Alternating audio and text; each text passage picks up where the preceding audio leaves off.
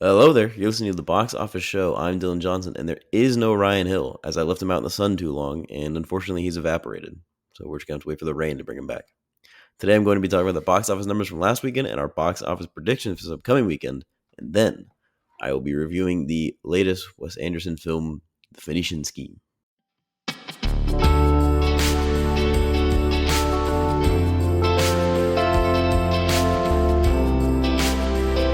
All right, let's go ahead and do our box office breakdown for May 30th to June 1st. In first place, no surprise, in its second weekend, Lilo and Stitch with 61.8 million, followed by Mission Impossible: The Final Reckoning, also in its second weekend with 27.2 million. In third, in its debut, Karate Kid Legends with a abysmal 20.5 million, very very low for a movie that should have done better. It's a franchise film. It's bringing back two legendary stars. Sad to see it do so low. In fourth, Final Destination Bloodlines, 10.9 million, followed by Bring Her Back with 7.2 million, Sinners, 5.3 million, Thunderbolts, 4.8 million, Friendship, 2.5 million, The Last Rodeo, 2.1 million, and J-Hope Tour Hope on Stage in Japan, live viewing with 939,000. For our box office predictions for June 6th to June 8th, the newest movie coming out this weekend is the John Wick spinoff, Ballerina, with Ana de Armas, and also Keanu Reeves returning as John Wick. I think because John Wick is not the focus of this film, these movies are movies that usually do pretty good at the box office, but not as big as most other action films. They do have a dedicated fan base, but this is a spinoff. John Wick is in the movie, but assumedly not a lot. And I think that might hinder its performance. I'm going to say somewhere around the 25 million range, somewhere in there, which is not terrible, but for an action film that has probably a higher budget, should be doing better numbers than that, I guess. And its third weekend, Lilo and Stitch, I think it's going to beat out Ballerina, unfortunately. It's still at 61.8 million domestically in its second weekend, which is very, very strong. And I think it's going to hold pretty well. I'm thinking it's ending up around 30, 35, which would place it in first place once again next weekend. So look forward to seeing Lilo and Stitch continue to dominate the box office. And now we're going to talk. And now I'm going to talk about Wes Anderson's latest film, The Phoenician Scheme. I am a big Wes Anderson fan. I've been watching his movies since I was very young. I remember seeing Fantastic Mr. Fox when it was in theaters, and then I remember seeing Moonrise Kingdom when it was in theaters. I've always been a big fan of his. I own almost all of his movies on DVD or Blu-ray. I have Criterions of some of his films. I've seen all of his movies countless of times. He's one of the only filmmakers who has like a very large filmography that I've seen all of his movies of. And even though I think in the last few years since the Grand Budapest Hotel, a lot of his movies have not gotten as much attention as some of his older movies have, and I think the criticisms have been a little bit harsh. I think he's still a very, very strong and talented filmmaker. I think he's dedicated to his style, and he has a very strong and talented writing voice. And I'm always a fan of his movies, and I'm always excited to see them. And I always go in theaters. The only one I didn't see in theaters recently was Asteroid City. I missed it when it came out, unfortunately, but I have gone back and seen it since. And I do like it. I do think it's one of his stronger films. I think it's still kind of middle of the pack, but higher middle of the pack.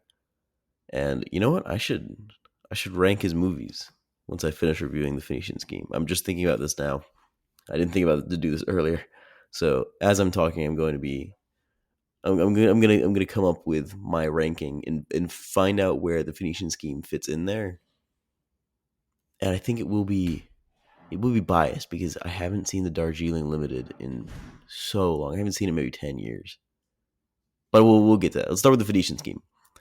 Overall impression, once again, I think we have another middle of the pack kind of Wes Anderson movie here. I think it is the most deadpan that his movies have ever been. And a lot of people would say the most Wes Anderson movie could be. What they're talking about is that kind of deadpan style of dialogue delivery. I think absolutely the characters are delivering incredibly deadpan, more so than usual. And I think it is very quicker paced. and it's less attention to like side characters than a lot of his other movies have been. A lot of his other movies give quite a bit of attention to that ensemble because he always has such a large ensemble, and this one feels more like the side characters are there just to facilitate the plot and be kind of interesting and dynamic. While Benicio del Toro, Mia Tripleton, and Michael Cera are kind of stealing the show here, especially Michael Cera, who is fantastic in this movie. It's amazing it took him this long to be in a Wes Anderson movie because he is killing it nonstop, and we'll get there. But Benicio del Toro is, of course, leading the film. He's playing Zsa Zsa Gorda. I think he has moments of greatness in this movie. I think he also has moments of kind of falling flat a little bit. I think he's like a very strong, brutish presence, which I think is what the character needed. But I think in terms of delivering kind of more emotional moments, I think it falls a little flat. I don't think it's his fault necessarily. I think this is one of the less emotional movies that Wes Anderson has made, which is unfortunate because it has kind of a more emotional plot to it, which is where I think the disconnect is for me, that there's not a lot of heart in it, even though I think there could have been and I think should have been, personally. Starting the movie off, Zsa Zsa Gorda is in a plane and the back of it just explodes. Very, very bloody and violent, surprisingly. I mean, Wes Anderson has never shied away from violence necessarily, but it's always been kind of like a very shocking, small thing to happen. It's very like, it feels very prim and proper and polite in a way. And this feels like very intense from the get go. Well, not intense, very, very shockingly bloody from the get go, you know? I mean, I think the most violent thing that he's shown before this is in Grand Budapest Hotel when Willem Dafoe closes the door on Jeff Goldblum's fingers and it cuts his fingers off. That's probably also a great moment, but it's also fairly violent. But the plane goes down, of course. Everybody thinks Zsa Zsa Gorda is dead, and he has this sort of epiphany where he's halfway between heaven and earth, and they're judging him, and he sees his grandmother who's passed. It's all very abstract and ethereal and whatnot. And we're going to see more of these as the movie goes along. And I don't really know having seen the movie, I don't really know what to make of them, but we'll talk more about it later because I think it becomes more prevalent later in the movie. But he wakes up and he decides that after all these assassination attempts, he needs to have an heir to take over the business in case he dies. Enter the plot. You know, we have the title sequence, which peak title sequence in movies, not just Wes Anderson, but any movie. Incredible.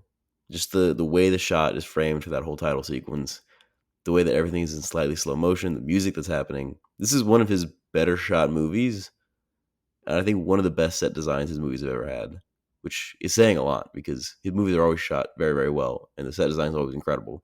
I think this movie like steps it up to a whole new level, and in similar way that I think Asteroid City was the first one that took that step up, and this one is kind of following that same vein of really hardcore soundstage sets as opposed to on location kind of things. And I don't know. I love a good title sequence, and this is one of the best ones I've ever seen. It's just so engaging and entertaining, and definitely like locks me in and gets me ready for the movie. We get to the main plot here. We have the U.S. government who is now trying to upend Zsa Zsa Gorda's business and are planning to do so. That is part of the plot, and then the rest of the plot setup is he brings his daughter Liesel, who is a nun, back to his home and highlights his latest scheme, the Phoenician scheme, through a series of shoeboxes that all have assumedly paperwork in them that relates to his business and how the Phoenician scheme is set up and who is covering what. And it's not really stated what the Phoenician scheme is. It kind of acts as like a red herring, not a red herring. I don't remember the word. Ryan would know it. Fuck, whatever. A MacGuffin. God, I got it. It acts kind of like a MacGuffin until the end of the movie when they reveal what it is. But for the most part, it is a MacGuffin of just this business deal that he's going in that kind of carries the plot forward. It doesn't really matter what the business deal is. And it is a big info dump here. He is explaining all the shoeboxes. He is he is kind of walking us through what the plot is going to be, who all the characters are, how everything is set up, and there's a lot of like movement going on between him and Lisa. This is like a little nitpicky, but I just didn't think the info dump scene was edited fairly well. There's a lot of like character movement that's going on and reframing of the characters and bringing them around to do this, and that. And I'm having trouble like connecting with the characters, I suppose, because I'm just so focused on the filmmaking that's going on. And that is the point of Wes Anderson filmmaking, is that he is a very intentional filmmaker and that he wants it to be known that a film is being made. He's like he's not hiding any of his techniques. There are very deliberate camera movements that like take you out of the moment. He's not trying to immerse you in the film in any way. He's trying to make it aware that you're watching a movie, which I do love. That is a style of filmmaking I very much appreciate and am a fan of.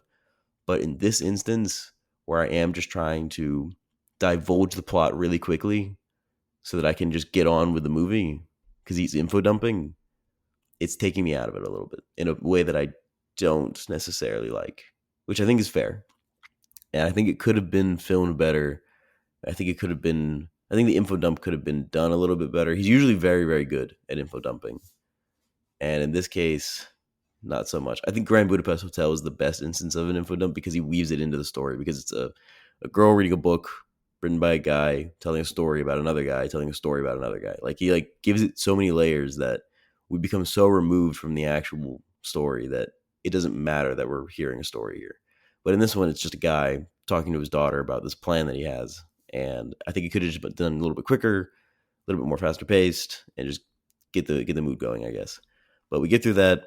We meet all of his kids because he has like 9 of them. One of them has a crossbow, which is kind of funny. And we meet Michael Cera, who is a tutor who is here to tutor him because Zsa Zsa Gabor likes to have tutors on hand to teach him things and whatnot. And Michael Cera is a bug expert, so he's teaching about insects.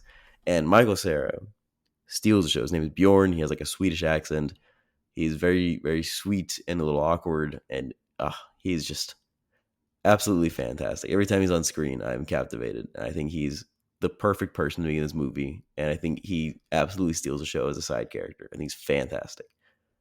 But after all the setup, the government, they increase the price of rivets slightly, which shuts down the entire business because all the prices of goods, of like building materials, go up, and then the whole Phoenician scheme, which is based on building something, starts to fail. And he has this thing called the gap, which he mentioned briefly. And the gap is basically, if the cost starts to rise, he needs to cover the costs, and he can't cover the costs. So he has to go to his business partners one by one and convince them to cover the gap.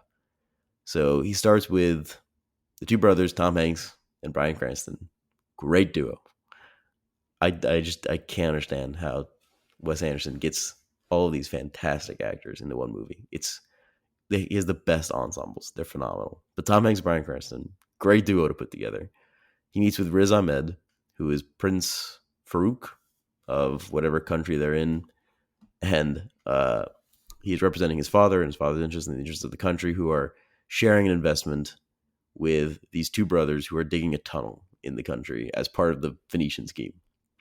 And Tom Hanks and Bryan Cranston do not want to cover the gap. First off, there's a great bit throughout the movie where they're hand gifting grenades, and Michael Cera is the one holding on to them, and so he hand gifts a grenade to Riz Ahmed, and it's just kind of like a, "Would you like to have a grenade?" "Oh yes, thank you very much." And it's like offering a cigar almost, but it's a grenade, and I think it's kind of funny.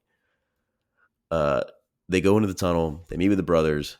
The brothers immediately know that they're just trying to get him to cover the gap, and they don't want to cover the gap.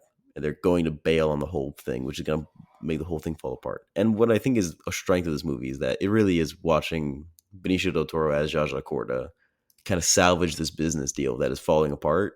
And they do highlight him in the beginning as this tremendous and terrifying business eccentric who is always succeeding in the face of danger. They call him Mr. 5%, I think, something like that. And he's like a big businessman, and they really do. Wes Anderson does really do a very good job at showing why he has earned that reputation by really putting him at like his odds end nonstop over and over again. And he's just committed to keeping going and keeping moving, and I think that is entertaining. I think that is done well. But anyway, he gets to the brothers. they set up they try to bail, and then he begs them to give them one last chance, and he challenges them to a game of basketball, which apparently Tom Hanks and Bryan Cranston in the movie are terrific at basketball, and they're just doing like layups and like over the shoulder shots and just sinking threes and whatnot. And Riz Ahmed, who has never played basketball, and Benicio del Toro, whose character isn't good at basketball, are like failing horribly. In the meantime, Liesel is in the car with Michael Cera, and Michael Cera is getting drunk on beers, and he's just so delightful and witty and funny. I don't know. There's a lot of humor in the movie, and I think it does a good job of keeping me entertained, even if there isn't like emotional stakes, or it's not as emotional as his previous movies have been in a way that I enjoyed. And it is disappointing to me that it's not as emotional, but at the very least, I am entertained by the presence of the stars, the bits of humor that Wes Anderson always leaves in there because he's a very funny man. It's very, very funny humor. And just the performances themselves will always be entertaining. And the way it's filmed, the way it's shot, will always go a long way to making me enjoy his movies, even if I don't think it's as emotional as it could be. Uh, anyway, we get through this. Riz Ahmed goes to make a half court shot or a full court shot or something to save the day, and Liesel prays, and then it cuts. And it's assumed that he makes the shot, and they don't even show it, which is interesting. It's an interesting choice to not really show him sinking the shot. But they move on. They go to Marseille Bob, who owns a little nightclub somewhere in Africa or something. And while they're convincing Marseille Bob to cover part of the gap, he gets robbed by extremists, by like a group of insurgents led by Richard Ayoade, which also, I can't believe it took him this long for Richard Ayoade to be in a Wes Anderson movie. He is also fantastic. Just the matter of fact delivery is natural in his like speaking voice, and so he just fits perfectly into the deadpan, and he's great. He's just so entertaining and laughable and fun. And Zsa Zsa Quarter ends up getting shot to save Marseille Bob, and Marcel Bob says, "Oh, you saved me! Oh!" and decides to cover part of the gap as tribute since he saved his life or whatever.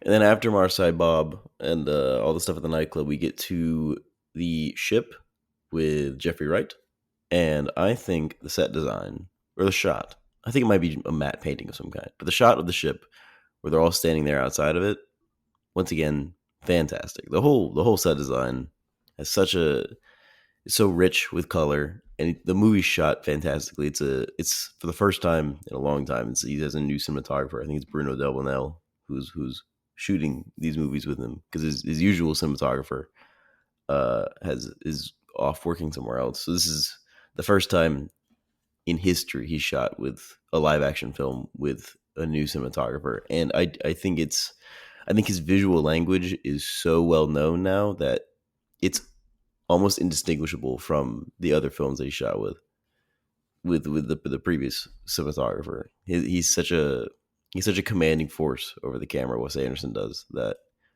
I think he was able to communicate so effectively with this new cinematographer that they were able to get the shots that he wanted. So well done, so perfect, so well framed. Always fantastic. And there's not much to say about this section. This is where I'm kind of getting lost in the movie. I'm starting to get a little woozy, I think, in terms of just getting tired and becoming repetitive and just getting drowned out in so much deadpan that I'm starting to get exhausted by it. And so it's losing me a little bit. He threatens Jeffrey Wright with a hand grenade, which again is funny, but I want more here going on with the emotions. They're bringing up the fact that Liesel's mother's been murdered and she doesn't know who murdered him. She thinks Zsa Zsa Quarter might have murdered him. She thinks Uncle Nubar might have murdered her. And there's no real clear answer, and it just doesn't feel like there's a lot of emotion behind the investment to find the truth.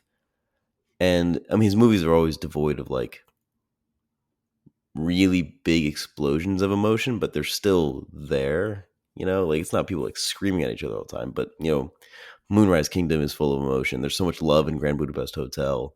There's so much like sadness and empathy in Fantastic Mr. Fox. Like because it's deadpan so much of the time when the emotion does come, it is like overwhelming in his movies, and that's what I love about them.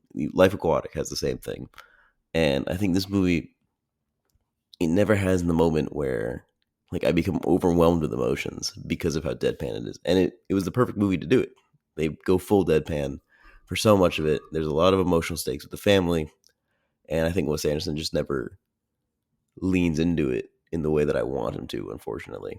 But I'm starting to get a little lost in this part of the movie, a little bit tired of it. You know, like the humor has got me a few times, and I've been enjoying the humor, but I'm wanting more. And we move on to the cousin Hildy part with Scarlett Johansson. I'm at least getting more information about their family. I like the conversation that she has with Jaja about their fathers, who are brothers. I guess they're first cousins or something like that, and how they were at war with one another. Simply, it was who can best whom, something like that, something to that effect of just who's better. You know, this like brotherly war dynamic that exists in the Corda family, and then he proposes marriage to his cousin, which is a little odd, but I mean, I guess it takes place in the olden times, so it's not completely illogical, but definitely still a little weird. But I'm starting to like come back a little bit now that I'm learning more about their family, learning more about like the dynamic that exists in the Court of Blood, you know. And then the movie takes a turn after the cousin Hilda part, and this is where I start to get back into the story quite a bit more. Now is I think is a good time to talk about his near death visions because I've been putting it off. They're in a plane. The plane goes down. He once again has a vision. Bill Murray is God. Uh, Willem Dafoe is there. F. Murray Abraham is there. He sees his wives. Charlotte Gainsbourg is there as Liesel's mother. He sees his ex-wives who have all been murdered at one point or another as well. He sees past family members in these visions. He sees Liesel in these visions. He sees a young Liesel in these visions. I think the idea is that because he's dying so much or coming close to dying so much, that these visions are supposed to, I don't know if it's supposed to make him more religious, but more reverent of his present and more reverent of his past and more reverent of any kind of future he could have, to the point where business is no longer the presiding factor that should be on his mind. I think it's supposed to be that quite literal, visceral change in his behavior that it's supposed to be showing. And I think it is effective. I do enjoy the near death visions more as the movie goes on. I thought it was weird at first because I was like, it felt like it was just a weird juxtaposition thing to throw in there, but I thought it was okay and interesting. And they did it again, and I was like, I'm not sure how often they're going to do this, and they did it more and more. And I think the more it goes on, the more direct it becomes, the better. I think it is. I mean, of course, it looks incredible. I mean, Wes Anderson in black and white in heaven, is pristine. But I think it might be a little heavy-handed at times, but at other times, I think it works very, very well to kind of get across what you're trying to get across. I still don't fully know, though. That's the problem. I need to go and see the movie again, try and understand it a little better, but I still have so many questions about what Wes Anderson's trying to say. I feel the same about Asteroid City. The movie came out with last year, I think, or the year before. I still have so many questions about that film as well that I need to rewatch it and kind of understand a little bit better because I want to. I want to fully because I mean, I watch Life Aquatic, I get it immediately. I watch Royal Tenenbaums, I get it immediately. A lot of his earlier work is very straightforward. It's more emotional. You get the message he's trying to convey pretty quickly. His later work has become more specific, and it's a little harder to grasp the exact message I think he's trying to convey. I think that about this Asteroid City and the French Dispatch, in the sense that like I want to understand more what it is you're trying to prove here, and I am excited to learn about it. I mean, I have to go and rewatch these movies, and I think they're more middle of the pack to lower on his ranking for me right now, just because I don't fully understand them. But maybe they will go higher the more I watch them, and I should watch them more. I just haven't. I own all the other ones, and I've been fans of the older movies for so long that I'm more inclined to rewatch them, but I'm not necessarily inclined right now to watch these newer films. Nonetheless, moving on, the plane crash happens. They go down. This is the second plane crash in the movie. Many of Zsa Zsa Quarter's assassination attempts have been attacking his plane. Obviously, there's been running gags about there being a bomb on the plane multiple times. Obviously, he's been threatened. He checks his food. that's also a good bit. Is just all the times he's like aware of the fact he's about to get assassinated. He's constantly under threat throughout the whole movie, which is really, really funny. And the plane goes down. He has that religious thought, the flashback, the flash forward, the flash to heaven, whatever you want to call it.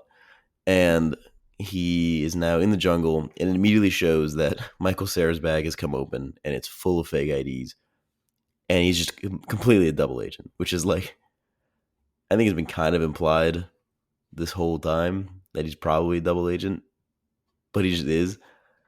And he offers to show them his true self, and he walks away. He's standing like 5 feet away. He just pops his collar, and he lights a cigarette, and he turns around, and he just completely drops his accent. And it is comedy fucking gold. It is so funny. It is. I burst out laughing in the theaters. I think it's so fucking funny. Michael Cera is perfect in this movie. I love it. I love it so fucking much. And he just becomes like, just really. He is. He's still himself. He still likes bugs, I guess, but he's just like a cooler dude. He's just a completely different character now because he was playing a character before, and so now he's just like a really cool guy who is like hitting on Liesel and he's like getting away with it. Who's a nun?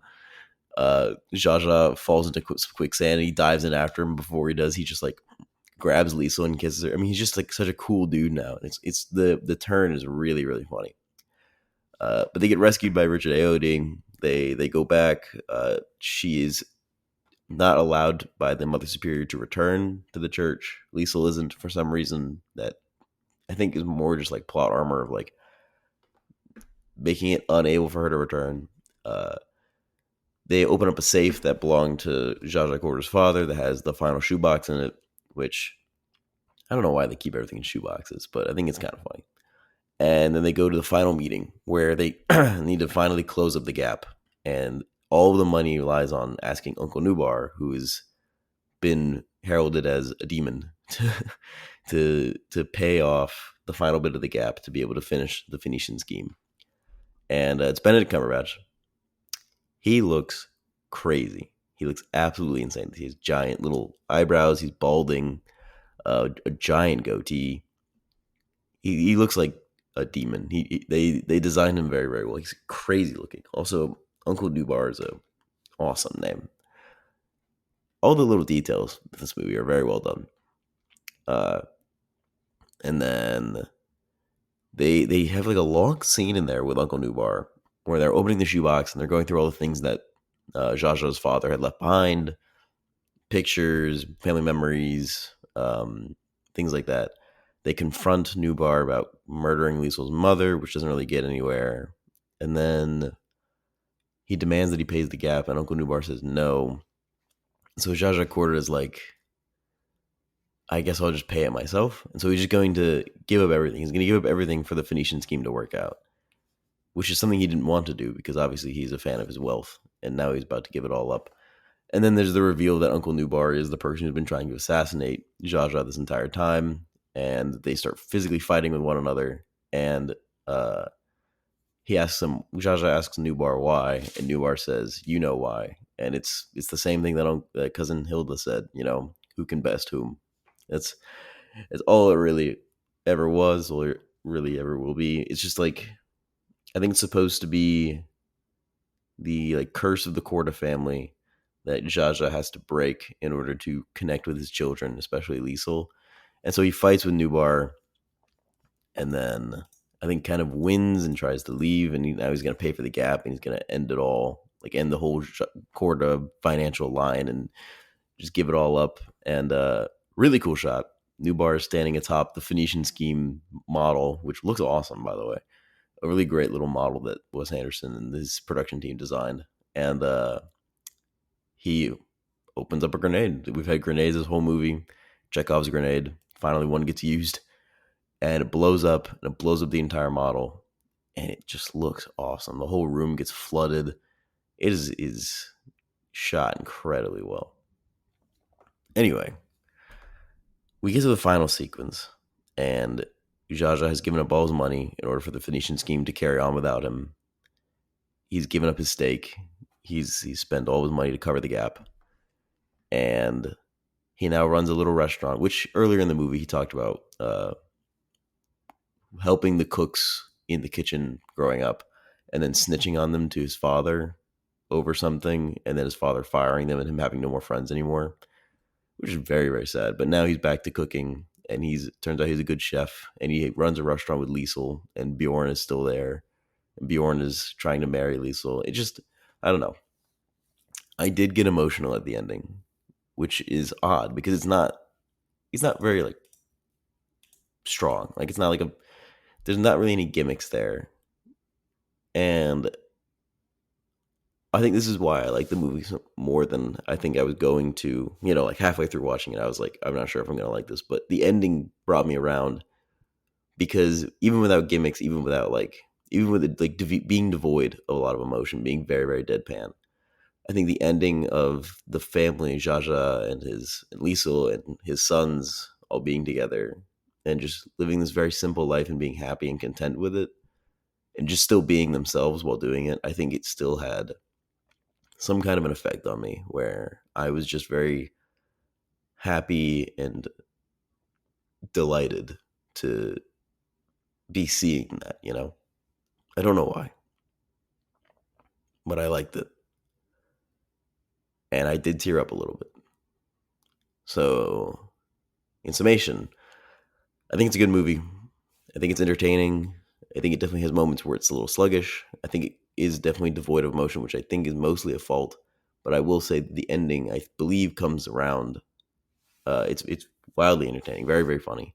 Great performances, great characters, filmed incredibly well, very technically brilliant. The only shortcomings I have is that a movie that is about family, which Wes Anderson makes the best family movies, Royal Tenenbaums, Life Aquatic, Darjeeling Limited. He makes very, very good family dynamic films.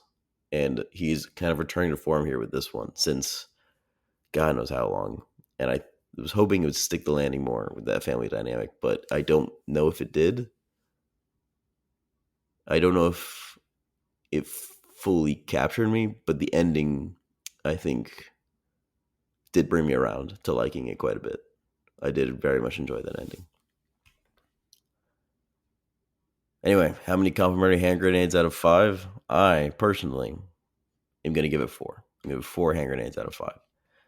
And with that being said, I can now read off my ranking of the Wes Anderson films, which I've done while speaking. I'm going to go bottom to top. He has 12 feature films that he's made. I'm not including the short films or anything, or the extra films or whatever. I'm only doing feature-length films. There's 12 of them. Number 12, Darjeeling Limited. I'm putting this here. It's a little unfair. It's been almost 10 years since I've seen this movie. I didn't really like it when I was, a teenager. I think I might like it more now. I wouldn't have to go back and rewatch it. I think it will end up higher on the list. But right now it's at the bottom because it's the one I've seen the least of. It's the one I saw longest ago, and I didn't like it at the time. So it's at the bottom, unfortunately. Number 11, Isle of Dogs. This was his follow-up to Grand Budapest Hotel, which I loved. And I was very, very much looking forward to Isle of Dogs. It was a return to claymation-style animation that Fantastic Mr. Fox was, the stop-motion style. And I was excited for that. And I think the story kind of let me down a little bit, which is surprising because it's about dogs. I feel like it would be easy for me to connect with dogs, but I don't know. I think the disconnect was there with the people talking as dogs. I wasn't like fully on board with that, and I just think it didn't capture me in a way I wanted to be captured. Unfortunately, it was too much stylism in a movie that was trying to be emotional. It was too juxtapositiony. I think I don't know. I haven't seen it in a long time, but that was my impression of it. Number 10, The French Dispatch. Parts of this movie are fantastic. I think the whole Benicio del Toro section in the beginning is start to finish incredible. I think it's fantastic. I absolutely love it. I think it gets less good as it goes along. If I had to make that argument, I think as the movie goes on, I'm less and less interested. I wasn't really interested in the Timothée Chalamet protest section. I wasn't really interested in the animated section. So yeah, I think it's too scattered, and I think he did what he wanted to do, that was just make something fun and connect a bunch of stories that he had together in like a sort of short film compilation, which is fun, but it just didn't stick to me as much as I was hoping it would. And it is also one of his least emotional films, for sure. Number 9, his first film, Bottle Rocket.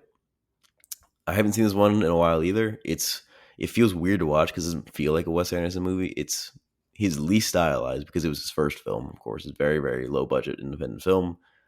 Made it with Owen Wilson and Luke Wilson, and uh, I think it's good. I enjoyed it,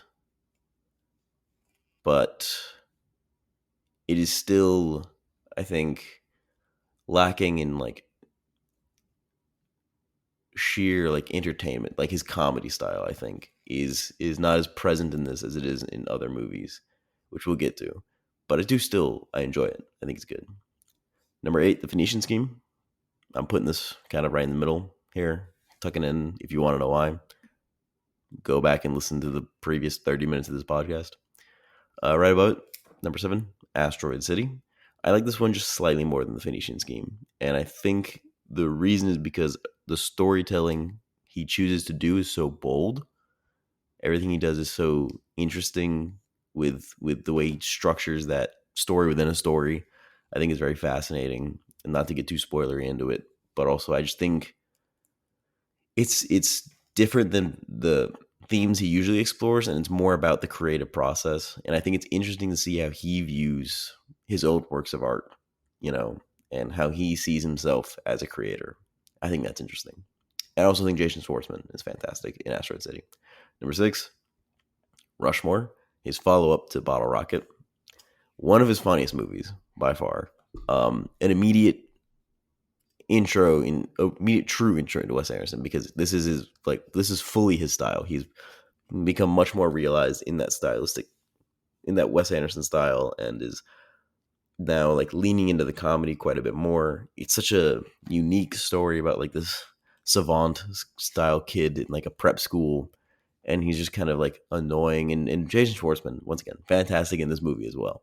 He's incredible. Bill Murray is great. I remember like reading about it and seeing like the pictures and stuff, and thinking Bill Murray is obviously the principal. They talk about that, and uh, Jason Schwartzman is the student there. I thought they were going to be like at odds with one another. You know, I thought that would be interesting, and the route they go about by making them just kind of like friends is so much more interesting and odd and new and nuanced that I thought was way funnier. It's so much funnier that they're friends than enemies. I thoroughly enjoy it. I think it's fantastic. Now we're gonna get into the top 5. For me, the creme de la creme of Wes Anderson. Number 5, Moonrise Kingdom. It was tricky to decide between this and number 4 to see which one goes where, and they think they would go back and forth depending on which one I've seen the most recently.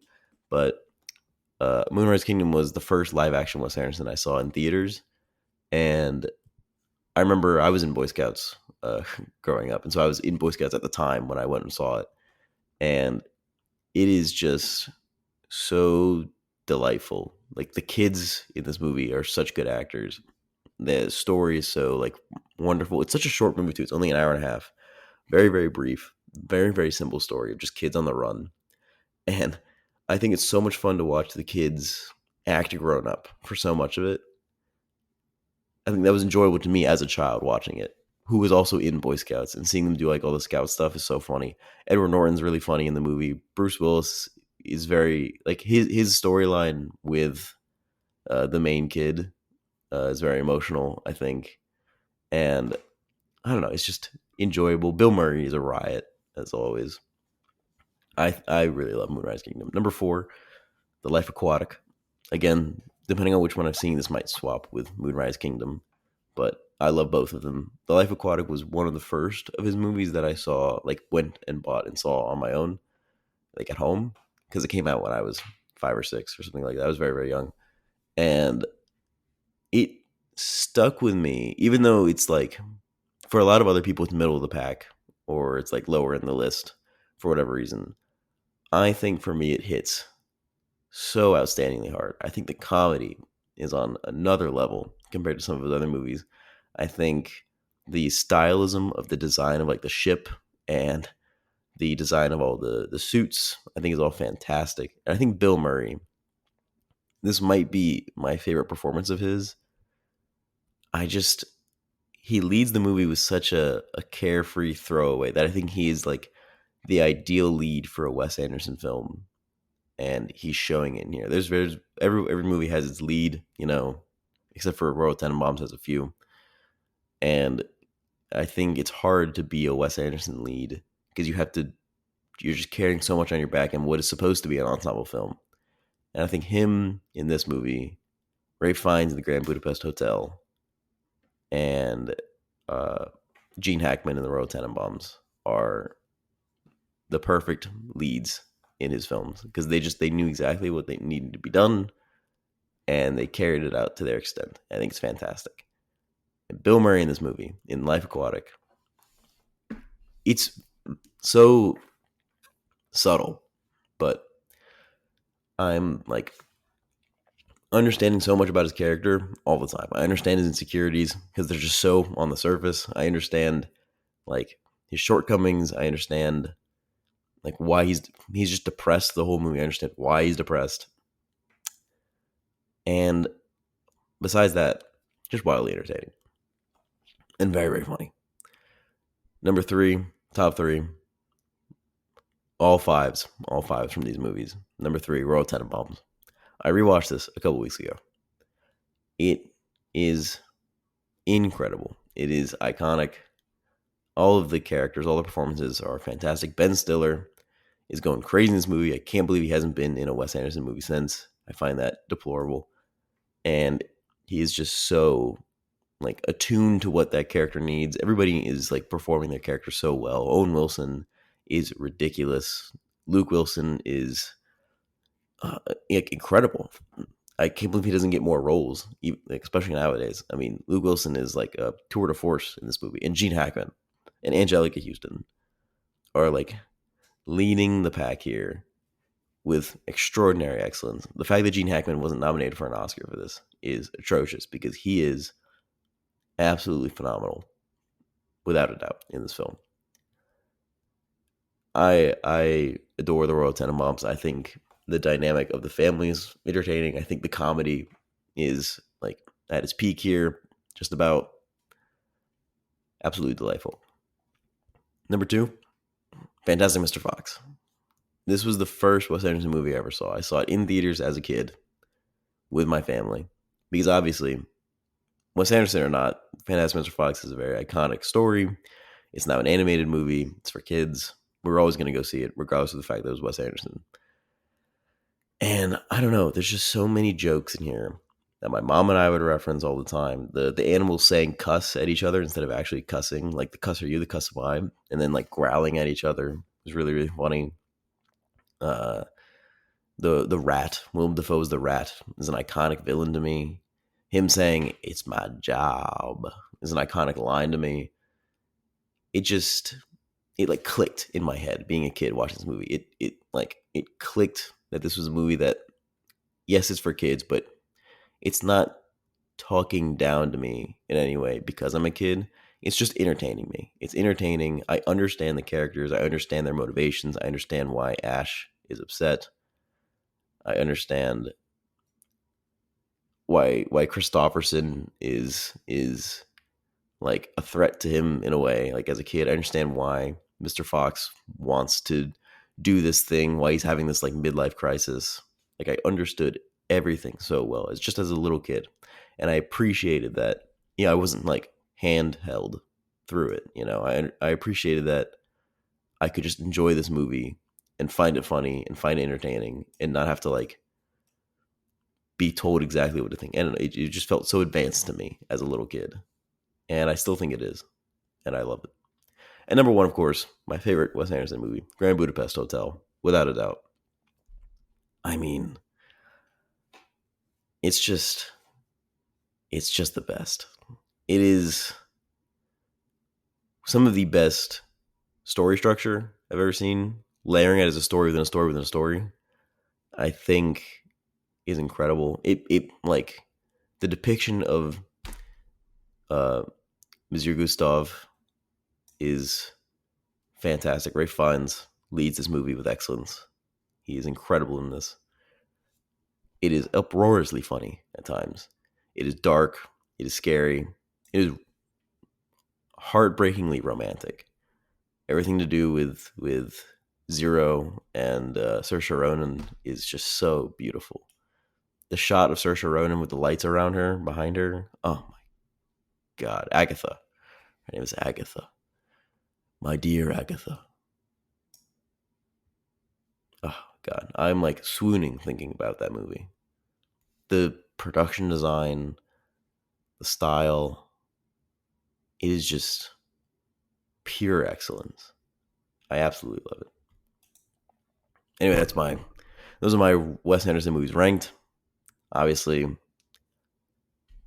that will be subject to change as time goes on. I need to rewatch Darjeeling Limited, Life Aquatic, and Moonrise Kingdom might swap. You never know. And obviously, Wes Anderson's gonna make more movies, and I'm gonna have to fit them in somewhere. You know, I'm still reeling from the heights of the Grand Budapest Hotel and waiting for him to hit those heights again, because I know he will. I love Wes Anderson. I love his movies. I think they're all fantastic. He is consistently making fresh, interesting, and original cinema, as kind of douchey as that sounds, nonstop, constantly. And I look up to him greatly. I'm always interested in filmmakers who are dedicated to making their own original products in a world that is full of superhero movies and remakes and reboots and biopics and shit like that. And I find it absolutely inspiring that he's still out there making these movies. People are still watching them. Actors are still committing to being a part of his process, that he gets all these huge ensembles together to be able to make these things that everybody loves working with him. I think he is one of the best filmmakers working today. I think he has been one of the best filmmakers working for the last 30 years. And I will be following his career until the day either him or I die, because he's terrific. I will always be a wonderful fan of Wes Anderson. Always. Anyway, that is all the time we have. If you'd like to leave your thoughts on the show, you can email us at theboxofficeshowpod@gmail.com. Our main title theme for the show is Sundown by Joseph McDade. And if you like the show, please give us 5 stars on whatever podcast app you're listening to. And be sure to tune in next week. Have a great rest of your day.